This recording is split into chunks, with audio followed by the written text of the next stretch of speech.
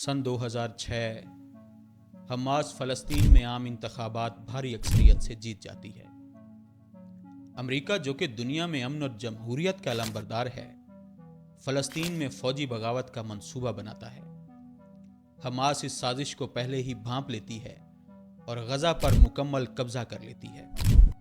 ستم ظریفی دیکھیے کہ جرم یہ نہیں تھا کہ کسی آزاد ریاست میں بغاوت کی سازش کی جائے، جرم یہ قرار پایا کہ ملکی سالمیت کی حفاظت کے لیے ایک فورس مورچہ بند ہو گئی۔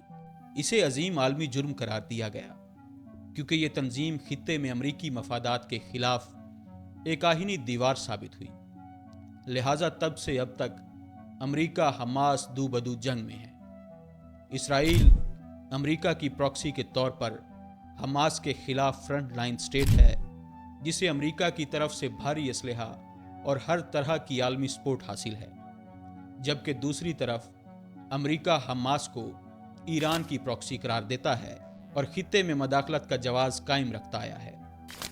مفادات اور الزامات کی یہ کشمکش چلتی رہی جیسے ہمیشہ سے چلتی آئی ہے، مگر وہ دن آیا جب یہ طویل لڑائی ایک بڑی جنگ میں بدل گئی۔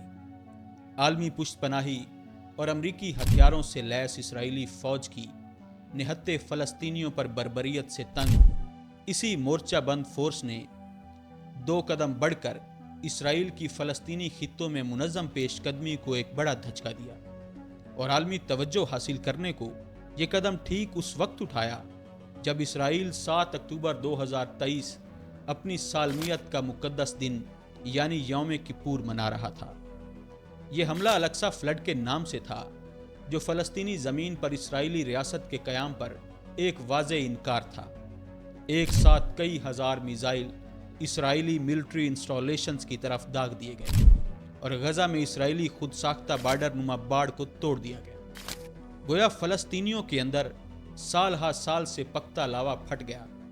صبح کے دھندلکے چھٹے اور تاریخ نے خود کو دہرایا۔ سورج ڈوبنے سے قبل ہی ایک بار پھر مجرم کے کٹہرے میں غاصب نہیں، محافظ تھے۔ اسرائیل نے حماس کے اس دفاعی حق کو اپنی بقا اور سالمیت کے خلاف حملہ قرار دیا اور حماس کے خلاف کھلی جنگ کا اعلان کر دیا، مگر نشانہ ایک بار پھر وہی نہتے فلسطینی۔ اسرائیل اب تک 60,000 ٹن بارود فلسطینی زمین پر گرا چکا ہے۔ غزہ کی پٹی میں 60% انفراسٹرکچر کو مکمل تباہ کر دیا گیا ہے۔ اسرائیل نے حال ہی میں فلسطینیوں کو ساؤتھ میں رفح جانے کا کہا۔ 20 لاکھ لوگ گھر بار چھوڑ کر اس طرف نقل مکانی پر مجبور ہوئے۔ یہ اب تک کی فلسطینیوں کی آخری پناہ گاہ تھی، مگر یہاں بھی موت ان کی منتظر ہے۔ اسرائیل نے یہاں بھی ایک بڑا فوجی آپریشن لانچ کر دیا ہے۔ اس سب کا مقصد فلسطینیوں کو سیف پیسیج دینا نہیں تھا، بلکہ اس علاقے کی طرف کھدیڑنا تھا جہاں ان پر مزید بارود اتارا جا سکے۔ یہ قدم اس وقت جینوسائیڈ کا ہائی پوائنٹ ثابت ہو رہا ہے، اور اب تک 45,000 فلسطینی مارے جا چکے ہیں، جن میں 38,600 سویلین بشمول 10,000 عورتیں اور 15,000 بچے ہیں۔ مزید اس سب میں طبی عملے کی کلنگ، ہسپتالوں پر بمباری اور لائف سیونگ ادویات کی عدم رسائی شامل ہے۔ خوراک کی قلت کے بعد بھوک کا بحران شدت اختیار کر گیا ہے، مگر دنیا خاموش ہے۔ ہمیشہ سے یہ ہوتا آیا ہے کہ اسرائیل پہلے سیز فائر پر اتفاق کرتا ہے اور پھر غزہ پر آباد کاری کے منصوبے کو کسی نہ کسی صورت پھر سے شروع کر دیتا ہے۔ ظاہر ہے حق دفاع میں مقامی مزاحمت اٹھتی ہے، وہ چاہے عام عوام کی صورت ہو یا حماس کی صورت میں۔ اسرائیل جو سیز فائر سے پہلے اور اس دوران پیش قدمی جاری رکھے ہوتا ہے، وہ ایک بار پھر کھل کر میدان جنگ میں اتر آتا ہے، اور نشانہ بنتے ہیں پھر وہی نہتے فلسطینی، کیونکہ اسرائیل کا نشانہ حماس نہیں، ہمیشہ سے فلسطینی ہی رہے ہیں۔ اسے ہی منظم جینوسائیڈ کہا جاتا ہے، جس کی ذمہ دار حماس تو ہرگز نہیں، بلکہ ہمیشہ سے اسرائیل ہی رہا ہے۔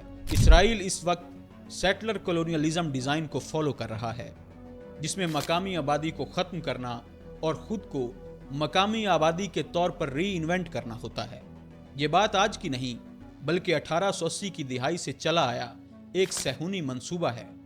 جب پہلی بار اس تنظیم نے ہیبریو لفظ استعمال کیا، جس کا مطلب ٹو سیٹل और टू कोलोनाइज था। आबादकारी और मखसूस नस्ल की बेदखली और नस्ल कुशी का ये डिज़ाइन यूएन की जीनोसाइड डेफिनेशन पर मुकम्मल पूरा उतरता है। मगर इस सब के बावजूद ताकत के ऐवानों में सन्नाटा दुनिया के आम बासियों के लिए लम्हा फिक्रिया है। और अब तो दुनिया के तमाम कोनों से इसराइली बर्बरियत के खिलाफ और फ़लस्तीनी लोगों के हक में आवाज़ें उठ रही हैं। बाशऊर कौमें जानती हैं कि इन्हें अपनी बका के लिए खुद निकलना होगा। दुनिया में कहीं भी ताकत के बाजू कमज़ोर से ना रोकने का मतलब जुल्म को मज़ीद तक़वियत देना है, जो कल को इनके गिरेबानों तक भी पहुंच सकते हैं। कमज़ोर के हक में आवाज़ दरअसल इंसानियत के हक में आवाज़ है।